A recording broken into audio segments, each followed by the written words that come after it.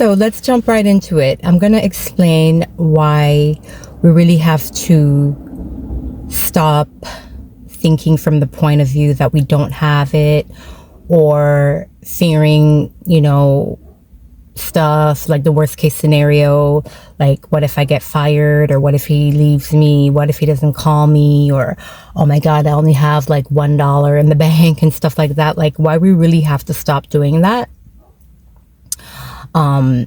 So let me jump right into it. So you ever wonder, like, if the future is set in stone, and like who decides who's gonna win, who's gonna fail, who's gonna succeed, what's gonna happen? And we always think that, okay, things just happen on their own accord, like the outer world is just separate from what we want, and we don't really have any control over it. We just got to roll with it.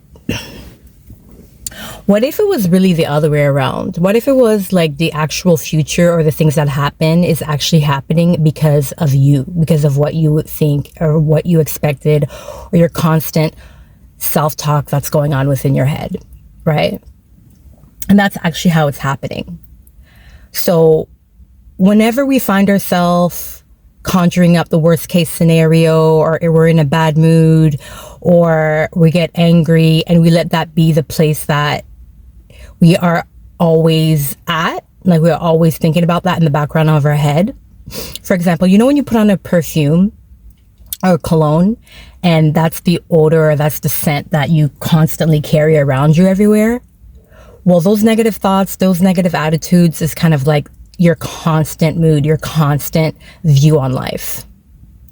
That's the one that's going to decide what events or what circumstances are going to come into your life. Let me give you an example. When I wanted to get money, I wanted to get like money for like a plastic surgery procedure. I literally like made believe that I already had the procedure done, right? Because I was testing like to see if this stuff is really going to work. So for a long period of time, for a few months, it could have been like 6 months, even to a year, I was believing that I had the procedure, that I had the thing, and I was feeling myself. And lo and behold, all of a sudden, I was looking about, like, I knew how much money I needed to get it done and everything like that. I didn't try to make the money. I didn't do anything to try and like get a second job and save more money or do anything like that. I just kept on feeling it real, like everything like that, And then lo and behold, I started to get more money. Like, my friend started like, giving me more money, like $2,500 at a time. I think it's 3, 4, or 5 times. And then I ended up getting the money that I needed to get the work done. So it's like the outer world, the things like that you conjure up in your mind, that you reenact in your mind, that you make believe in your mind, it literally decides what's going to happen in your future. It literally influences the actions and decisions that people make. It can even influence inanimate objects. And they think that they're actually acting on their own accord, but no, it's really because you set this energy, in motion, and now the outer world has to orchestrate it, or has to reflect this experience for you in real 3D, like in real life. So once that happened, I started testing out more and more stuff. I started testing out like every morning I would like affirm to myself, I am a winner. I am a winner, and just let it go. Because I knew, like, if this stuff is real, then I shouldn't really have to do much. It should just happen on its own accord, right? Lo and behold, like a week later or a few days later, whatever, I got an automated phone call telling me I'm a winner. And I don't never have that happen to me before. I've never had that happen to me before. And that's when I started to get, like, this was more than 10 years ago. I started to get a little bit like scared about a little bit, because I was like, oh my God, is this like, what is this? I was like, I was just a little bit spooked out. But then I started to learn about it more and more, and I started using it more and more for more like serious stuff.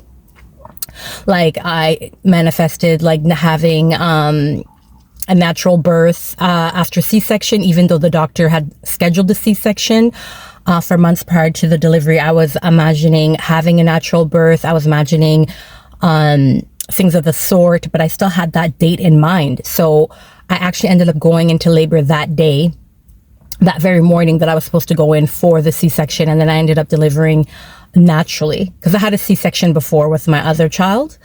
And so I didn't want to go through that again. And so this was much better. Like you're able to walk right away. There's no pain. It's just a lot more natural to just be able to do it naturally. But I could go on and on about all the different things that I've used it for. And of course, life is a journey. I'm still a work in progress. But because I have seen the cause and effect that, you know, what I think of, what I expect, what I fear, even the things that I fear, or if I react negatively to situations and I keep that same old story in my mind, that I basically reinforce the reality that I don't even want. So I've kind of have to like catch myself and be like, break the pattern, break the pattern of that. Not only in mind, but also have to catch myself not making the same poor choices, not making the same, decisions or having the negative reactions that I used to try to keep this, to reverse the momentum, right? So that's why, like, let's say even for practical things, like let's say you're going to the doctor or you're going to a dentist appointment and you're really scared because like maybe you've had a bad experience before, or you just heard bad stuff about it on the news and you kind of like, you kind of expect or conjure up like something bad's going to happen. That also draws that to happen. Ever heard the saying, what I feared has come upon me? So that's why they also say the only thing to fear is fear itself. So just for practical things, like even like before you're going to go to like a job interview or a doctor's appointment, try and make believe that, oh my God, it's going to go well. The people there are so friendly. They know what they're doing. Put that positive vibe, that positive energy out there, right? So that you can draw that experience. You know what I mean? And just for little practical things, it doesn't always have to be for the big things. For the big things, yes, too, but even for the small things in life, So, yeah. And another point I want to make is like, stop seeking external validation. I know you've probably heard this time and time again, but we need to stop seeking external validation. We need to, like, for example, whenever something happens, like you get a promotion or somebody asks you out or gives you a compliment, or something happens on the outside, then you start feeling really good about yourself. You start really feeling happy. It boosts your self-esteem. You really start believing that you're really, maybe I am really pretty. You know what I mean? Right? You're reacting to life. You're reacting to what somebody said in order to make yourself feel better, or in order to feel that you're rich. Like after you got the big payday, right? That's usually how we are. The event happens or something happens on the outside, and then we start to feel like happy and relieved, right? And the same thing happens too. Somebody calls you bad, or somebody tries to humble you, or you have a low bank balance, or you get disrespected, and then you start to feel, maybe I did something wrong. You have a low self-esteem, or you start to feel that feeling of poverty, like nothing's going to get better. We're constantly just reacting to what happens. We're constantly need that external validation or the situation to change in order for us to feel like we're worthy, or that we're rich, or that we're beautiful, or that we're wanted. But what if I were to tell you that if you used your imagination and you changed your mood and you stop seeking external validation, you start to validate yourself based off your own self, based off your own self-worth that you were born into, and you started claiming your value from within, like telling yourself that you're beautiful, telling yourself that you're worthy, telling yourself that you're wealthy, telling yourself that money always comes to you naturally and easily, that it's your birthright, and that the outer reality must eventually match up to what you feel on the inside. You know what I mean? Validate yourself from within.